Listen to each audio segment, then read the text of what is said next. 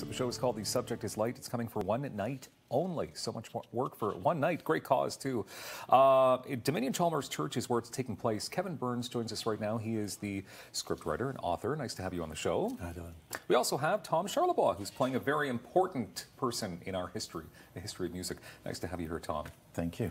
We'll get into who you're playing coming up in moments, and maybe Kevin will probably let some of the cat out of the bag right now because, well, you're going to tell us the story. Why is it called The Subject is Light? Well, the subject is light because for Bach and Handel, light was a problem for them in their later lives. They both suffered from very serious eye conditions, and by chance, they were both operated on by the same surgeon, and in both cases quite unsuccessfully.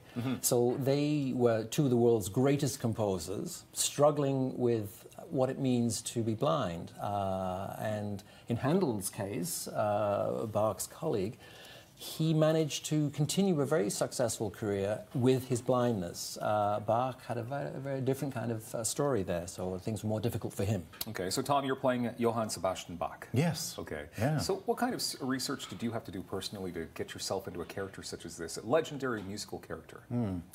Well, it wasn't easy because there's not a lot written about Bach in his private life. There's mostly his music that you have to go by, and anything else is sort of secondary. So it's almost like creating a character of Bach, using that information. And how were you cast into this role as well? How? How were you cast, yeah? By Kevin. Yeah? Let me tell you about why that... Yeah. One of the things about great composers, we all have an image of them. Oh, he's like this or she's like that. And in Bach's case, I wanted somebody, Bach, tragic life, married for 11 years, had 8 children. His wife died at the age of 36. He married a second time, 11 children, 5 of those died. So death and lack of success is very much part of Bach's story. So when I was thinking about the actor, I wanted an actor who would bring a hint of subtle sadness underneath everything he did and said. And Tom came to mind for some reason. Okay, so is subtle sadness something that you're involved with quite often?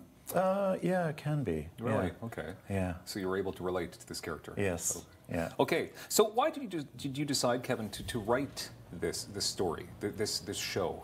Well, it goes back to conversations I had with Kevin Mallon, who's the artistic director of 13 Strings, and we both were talking about the kind of coincidences in the lives of Handel and Bach, that they were both born in the same year, both blind, both dealt with the same surgeon. And so we said, what would happen if we brought them together? Because the odd thing is, they never met in life. So we make them meet in life on stage. And so what we conceived is an event that's part concert and part theatre. So the theatre pieces kind of tell the story about Bach and Handel, and the music tells its own story because it's music of that time. Okay, can you tell us who's playing Handel?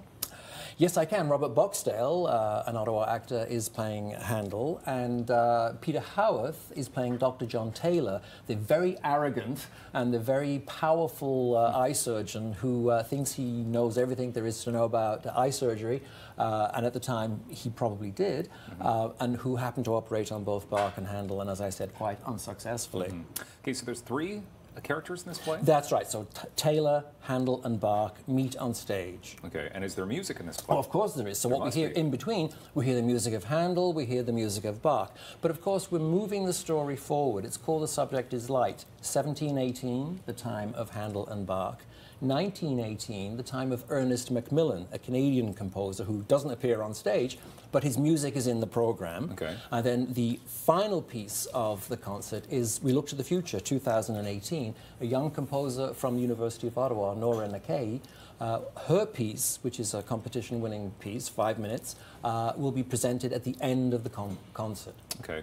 Now, obviously, the Canadian National Institute for the Blind as well, it has a role to play. Deeply involved. I mean, the story, what happens is people will come to the concert, before the concert, at the intermission, and after the concert, there'll be an exhibition of, I brought some of the things here. Can you explain what you brought with you? Sure. Well, this is one of the early samples of how blind people would read using Braille, which is, fingers over dots on a page. And this is a little magazine, although it's very large. In print, it would be much smaller, but this is Braille. Here is a very, do you remember cassettes? Yes, of course. Well, here's an old version of a cassette, which had a special 4 tracks going one way and 4 tracks going the other way, which is the old school of a book would be on maybe 20 or 30 of these cassettes. Okay.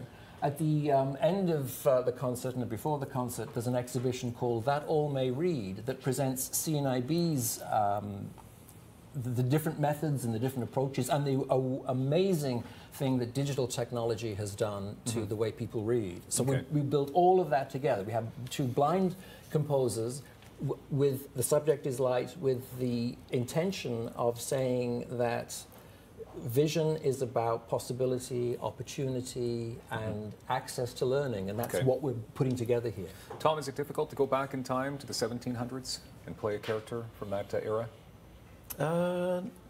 Not too much, because it's not a full-length play. So it's just little vignettes that are taking place in between the pieces of music that 13 Strings is presenting. So it's there's not a lot of movement or great character development because of the timeline is very short.